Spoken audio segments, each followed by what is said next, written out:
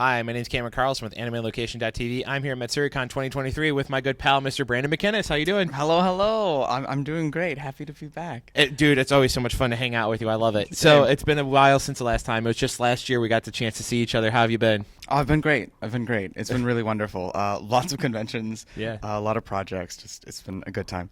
Now, the fun part is, you're a little more active on social media than Tatum, and you guys have your lovely dogs, Gus and Genji. Yes. How are the pups doing, especially with your guys' crazy schedules? Oh, they're doing well.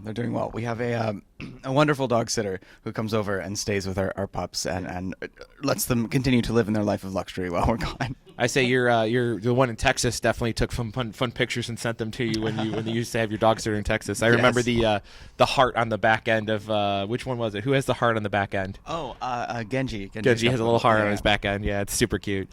So since last time we talked, you got to provide vocals with one of our fellow voice actors, Jonathan Young, on Unholy Mother. What was it like working with him on that song? I'm a huge Diablo fan, and I've beaten Diablo 4, and I love. And by the way, I know the entire backstory to Lilith and Inarius. I've read the books. Oh, wow. There's books. I didn't know there were books. Yeah, there's books called The Sin War. What? And it tells you the entire original story of how Sanctuary, how everything's created, how they birthed humanity. Stop. The original. Oh my gosh. Yeah. It's a full three volume book series. It's great. I love it. I know what I'm reading next. You can buy it on Amazon. Excellent. For Kindle, got my Kindle. Yeah, excellent. Yeah. Oh I think God. I don't know if it's on Kindle, but I have it in paperback. Okay. I'm sure. Yeah. I would read it on It's like a paperback, 20-year-old absolutely. novel at this point, so it's good. No way. Yeah, it's almost close to 20 years. Oh, Yeah, wow. yeah. I played a lot of Diablo as a kid. Like, 1,000 years ago, You it feels mean, like. you mean how we both have carpal tunnel in our Yeah. wrists? You get it. Yeah, when the thing you did as a gamer was have LAN parties, your friends over with the desktops, you bring your PC with you to friends' house. That was me. Diablo 2, let's go. Oh, yeah. Oh, Diablo 2. So, anyways, working on Unholy Mother with Jonathan. Yeah. Sorry. Incredible. Jonathan Young is fabulous, and I actually connected with him because of a music video that my brother produced, Gridman. Yeah, and Jonathan Young saw it and loved it so much. He reached out and he was like, "Hello, hi, this is amazing. Do you want to work together?" I'm like, is Jonathan Young messaging me? Yeah, messaging you. What? And that's how we started doing some stuff. So he's produced some things for me, and he talked about that yesterday, actually. Oh, awesome. Well, we're having a lot of fun working together, and he floated this idea for a Diablo song, an original, and I immediately responded. Like, it was instant. Yes, absolutely, yes. Literally any Diablo, anything, absolutely, Jonathan. And so, yeah, it was really fun. The best part is how low you all are. Like, it's really scary, like, how low because I picked up very subtly you, but I didn't even know it was you. Like, that's how low. Oh, really? Well, I mean, I'm not used to hearing you guys be low. Jonathan, I'm kind of, when I was doing the research on his script, I went through some of his work, and I was like, okay, it's a little more heavy metal, low tone. But with Unholy Mother, it's like, holy, it's like all bottom out bass, and it's like, and then of course I was like, where's Brandon in this? Like, where is he? And I'm like, oh, he must be playing a very more lower tones. It's lower. Yeah, I'm nowhere near as low as but Jonathan you get what I'm saying. Yes.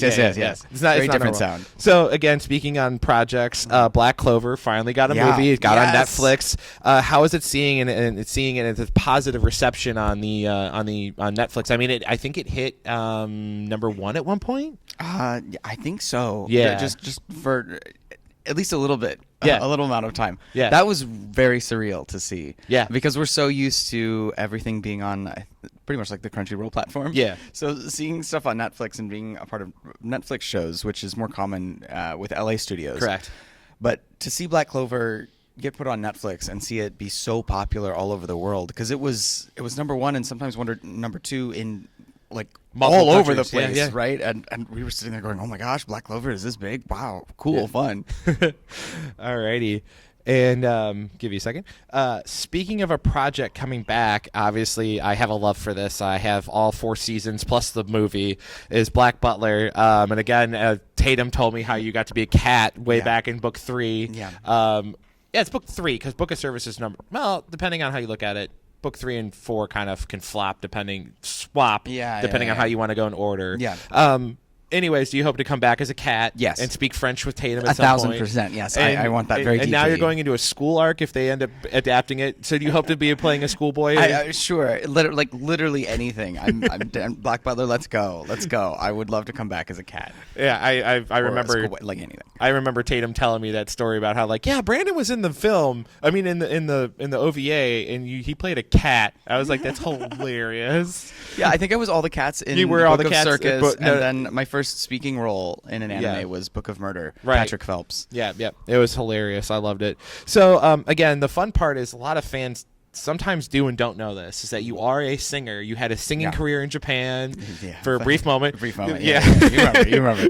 I remember it. And then the fun part is that not only are you a cover artist, you also do a lot of original songs. I do. How is it like, being a fan of a lot of the cover art, and then you're like, I want to make my own music. So what's it like doing that? It's fun. It uses different parts of your brain. Yeah. Right. When I'm doing a cover, I try to make it my own in some way. Yeah. And sometimes that's with the instrumental. Sometimes it's with my vocals. But I really enjoy doing originals, especially originals inspired by work. Like on my Given EP, I did an original that was from like Mafuyu's I don't know, viewpoint on like his own grief, and it's called To Be Given, and I enjoy that. It's very fulfilling as an artist, I feel. So that's kind of cool. And then one of the fun things I think that I share with you is the LGBT issues. And again, we talked about the show Given last year. How is it to see more shows continue to come out with more LGBT stuff in mind? Like, there's more and more shows. Like the shows that came to my mind originally that I love to death is Princess Jellyfish and Yuri on Ice. Yes. And but there's more. I mean, there's tons more out there. Gravitation, like way back in the day, Gravitation was a huge hit. But like there's more and more now that are coming out, like exposing different ends of LGBT, just not plain straight lesbian or male. It's actual like more diverse. Yeah. So what does it mean for you to actually work on any projects that focus on those topics? It's very, very important to me.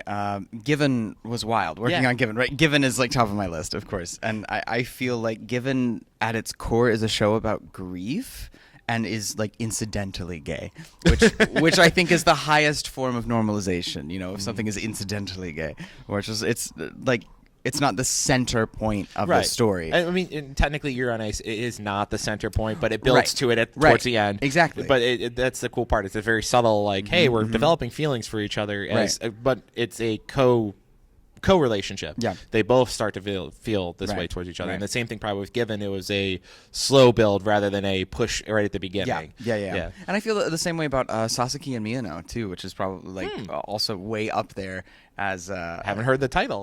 Highly recommended. I was like, all right, cool. Recommendations after the con. Great. So one thing you were tagged in on social media was your cover of Rumbling by Sim, the Attack on Titan song that blew up the internet.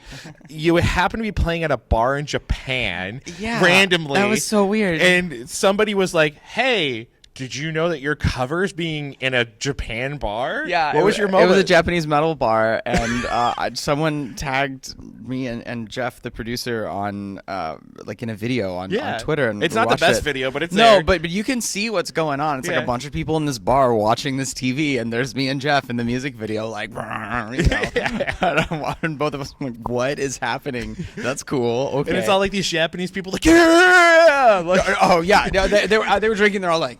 They were like not, like high praise. Yeah, they're not like screaming or anything. No, because they're just like being respectful. They're vibing. They're vibing. They're so vibing. Yeah, so I mean, it was great. I think it was the funniest thing cool thing to see. Like, I'm no one. Why is there my random music video in Japan on a TV? How I felt, yes. Yeah. So, just kind of wrapping things up. We understand there's an NDA rules and policies in place. Yes. What current projects can you talk about that you want fans to check out? We just wrapped the first half of season 3 of Dr. Stone. Okay. So that's exciting. We just finished wrapping that. And right now I am recording on Mushoku Tensei. So that's in simuldub right now. So I think a few episodes have been dropped, but there are more coming. And what else? I think that's all I can talk about Any of right your now. music? Oh, my music. Yeah. We're gonna working promote your music, man. I'm working on all kinds of really cool things right now. Well, what's out that like recently hit that you want to promote of your music? That's like on the YouTube page or honestly, on Spotify. probably the Diablo cover, The Holy Lilith Mother. cover. And there may be another Diablo cover coming soon that I may be collaborating with another voice actor on. Okay. So keep an eye out keep for me on that. keep me on board with that one. Keep me on board. Absolutely. You actually you're one of the few voice actors that actually does tag me and stuff occasionally. It's the funniest thing, especially with the SS Gridman when I'm like, hey, I'm about ready to watch SS Gridman. And I'm like, I don't know who told me about it, but I'm watching it, and you're like, "That was me. That was me. I did Yeah. that. I did that. Totally. It meant so much to me that you watch a good band. Well, no, but I'm like, I wasn't prepared for you to do that because I'm like, I'm not normally like people like normal voice actors don't follow me on Twitter and like don't interact with me that way. So I was like, yay, Brandon knows who I am. No, I mean like good band. I feel is such. It was it's such a kind of good show. niche. You know what I mean? Yeah. So Because I bought it. Yeah, That's the thing. I buy my stuff, so that's why I bought it. And I was like, oh, somebody recommended it to me and said it was a good show, and I didn't even know what it was about or anything. I just went in blind. You know what I mean? I was like, all right, cool, giant robot. Yay! There's a movie now. I know, Grid Band yeah, Universe. I yeah. hope we get to dub it. Come on, Crunchyroll, please, please dub it. Sony, do it, please. Alrighty. As much fun as I'm having with you, where can we follow you online? Oh, Brand Mickey, BRANMCI is my handle on Twitter, TikTok, Instagram, Any social Threads, media. at literally any social media, Yep. YouTube, all of it. Yep. Yeah. And then you can just follow me on Spotify too if you want to hear my music. Brandon McInnis. Yeah. Just search it. And it comes up. And real quick, what do you want to say to the fans that have been keeping up with you for both your music and your anime? Thank you. I can't do what I do without you, so I appreciate you. Thanks for listening to my stuff, and it's the only way this happens, so I appreciate it. Remember, he also does translations for technical books in Swedish. Oh my, no, not in Swedish. No, in Sweden. For was it Japanese? No. It was Japanese to English, but then the textbook was used in a game dev program in Sweden at Uppsala University. Yeah, that's what I was getting a at. long time ago. I know. Oh my that's gosh. what I said. This man's a published work of art. Alrighty, guys. Thanks so much. Thank you.